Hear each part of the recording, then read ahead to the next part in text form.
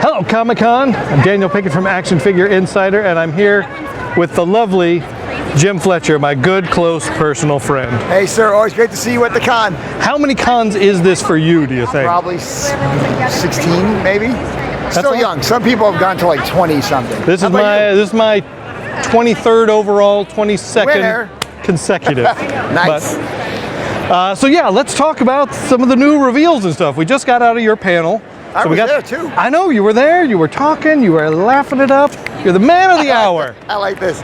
You're in the swanky WB digs this year. Pretty fancy, right? It's kind of nice. New booth. We're pretty excited about it. I mean, the company did a nice job getting this whole thing put together.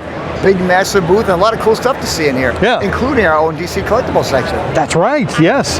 So last night was the debut of the Batman experience, which you guys had a hand in. You've got a lovely display.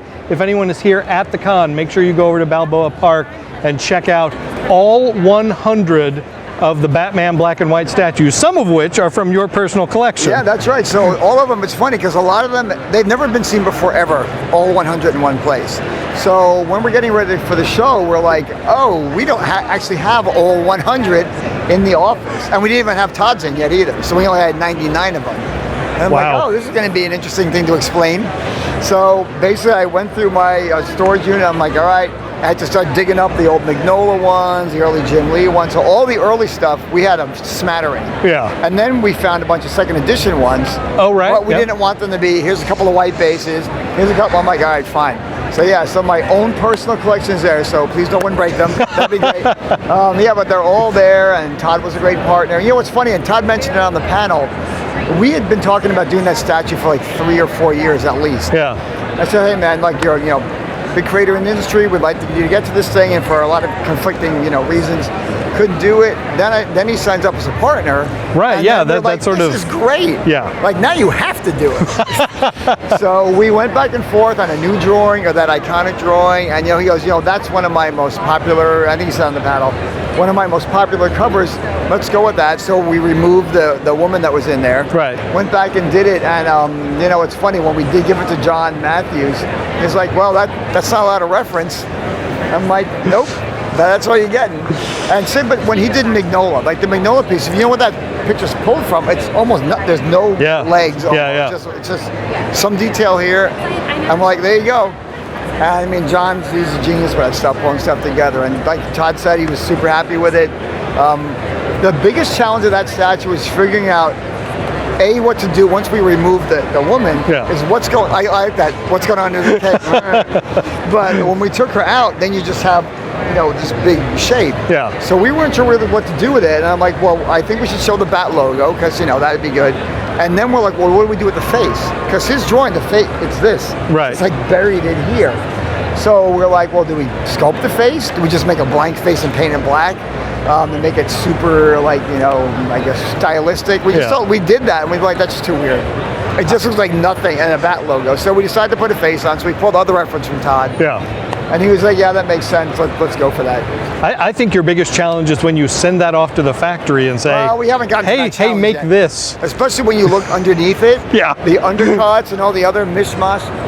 So when I saw that, I went, oh. Watch this overseas.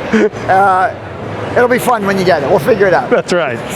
So yeah, that really was a really neat sort of kismet timing coming together. It was really weird. Of Todd coming on as a licensing partner making DC stuff, and then you being able to do that. So now the question is, are you already working on 101? Oh, I thought your question was going to be about the Aquaman statue line. Well, we're coming to that. Believe me. All right. We are not gonna leave the new Aquaman. No skipping ahead. That's right. Yeah, we've already got. I mean, that's a good question. Yeah, it's funny. I was talking. When you're at the show, you run into a lot of other people, and you're like, oh yeah, we haven't done this guy yet. And you can't believe after all these, I'm still like, ooh. Like Norm Brayfold is a great example. Oh wow, That's years into the line. That should have been like number 3, or whatever, 10 at best. But yeah, we peppered it in with the balance on the lines, trying to figure out. Here's a classic artist. Here's a bunch of new guys. What's the mix? Yeah. Is it all new? Is it all? So what we try to do every year is we've been doing like. This math doesn't really work at all, but the idea was to do 4 a year. So now we've done pretty much 5 a year. But anyway, it was supposed to be 2 classic You've artists. never been good at math. That is a fact. So yeah, I don't. If you do sneak an extra one in. I don't do the bills. So 2 classic ones, 2 newer guys, and then 1 like oddball, like Kim Jong-ji. Oh yeah, yeah. Like, I mean, that's like, nobody saw that coming. Right. I was out of left field totally, but the same, you know, that other year, you put a Jim Lee in, and then you go back and you do, okay, a good example is like number 98 was Gene Colan, who was actually one of my personal favorite artists when I was a kid. I mean, that Daredevil run he had, Dracula. I mean, Gene Colan is an amazing illustrator. And then I started going through all those old Batman issues, which is a pretty good run. I mean, he was on that book a while. He was, yeah. And I was like, where's this guy? It's 98? I'm like, it's so long into the run before we got to him. And Doug Mahnke, same thing. Oh, totally. Such a great illustrator. And that guy's a great Batman artist. They did a really nice lead up to Todd's. Because then you've got a classic guy, you've got still a current guy, right? And then oh my God, a Todd McFarlane who hasn't drawn the book in a little while, right? It's been what, yes. I don't know, a year, yeah, right. so having him at number 100, but yeah, so and we had to be careful. We counted that line, I don't know how many times. Like, right. Okay, you sure that's 100? Right. Yes. Because it's not 100 Batmans. Yeah. Interestingly, so oh right, yeah. It's 100 Batman black and white statues. Right. But there's only about. It's probably 90 something. Oh no, probably 80 something Batman. Yeah. There's been a couple of Jokers. Yeah, there's a Bane. There's And who's the best-selling one? Did you read all the Bat Facts yesterday? Did you read the Bat Facts? I read the Bat Facts. But you gotta say it like that. Did you read the Bat Facts? I mean, is it the Mignola one? You've done it in 3 different colors. I'll give you a hint. It is not even a Batman. Batman is not the best-selling Batman black and white statue. Why, that just seems wrong. There's got to be a Harley Quinn, I would imagine. That's correct. You're close. I mean, you're close and you're right as the character. Bruce Timm? Bingo. No, yes. Dan guessed it, everybody. He did it once again. So yeah, Harley, the Bruce Timm. Yeah.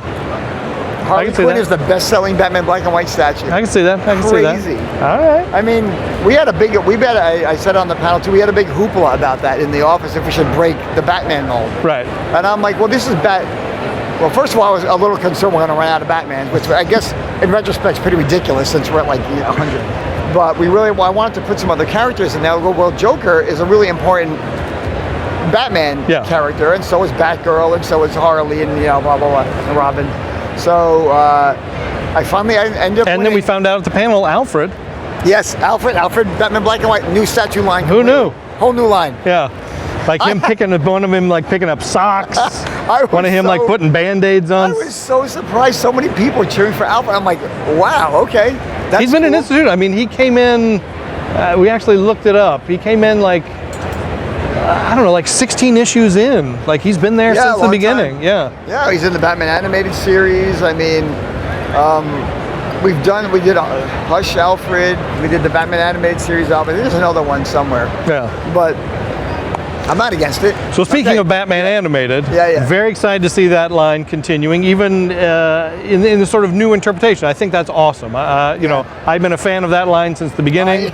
We've had a lot of conversations. We had a lot of conversations. That's right. Yeah, I knew about it from early on. Yes. Like you let me into the inner sanctum. You were somebody. I had to keep my big yapper shut. I know, but your knowledge of that stuff, Dan, is really valuable. And again, thanks for all your help with that. Seeing it continue, and you're absolutely right. Seeing characters that didn't exist at that time in that style, that's super fun. I can't wait to put those on my shelf. Yeah, well, that was a big deal for us. At this point, I don't even know how many characters in, and we're like, oh, I don't know how many more. At that point, the last 4 characters. I mean, I really love Hardak because I like robots and it's a Batman. Yeah. But honestly, how many more of those deep can we go before people I don't think I can move that. You mean people or me? You and me. Because I'll keep going. I'll take Ruffian from the intro, number 3. Well, if I take a number of people out of the equation, I don't know if we can move enough. So we're like, you're probably right. What can we do? I want to keep this line going. So we went back and we're like, well, who's created after this? We're like, oh shoot, Azrael wasn't even around. Hush wasn't around. Deathstroke wasn't allowed to be on the show because it's a scary name. Right, So he wasn't around. So we went back, and Man Who Laughs, super popular character. And there's so many characters we can go back and do and get him in that style. And Ty Templeton's like, oh, I'm all in. So that's been really cool. So I think it's going to give that line a real kick in the ass and should be great. So add them to your collection because they're going to be right in scale and everything else should be great. And you revealed at the panel a new Aquaman in the Artist Alley line. There it is. I've been waiting for him to sneak in there. Like he had a hit movie, Yeah. made $1 billion. If only that had happened. Yeah. Yeah, I know that's Let's a funny. just get him in there. That's a funny dream you had. No, that happened. I don't know.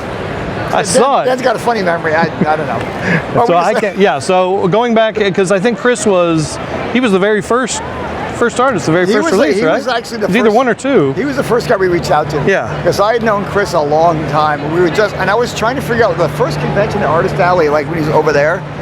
I'm like, I don't even know how many years ago that was. I'm like, your stuff is so cool. I literally don't know what to do with it.